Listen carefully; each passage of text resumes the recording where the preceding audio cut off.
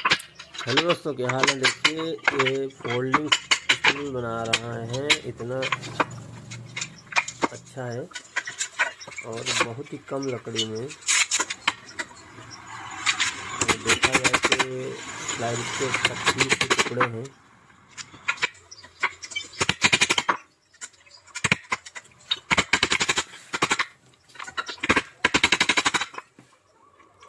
बहुत ही बढ़िया तरीका है ये भी।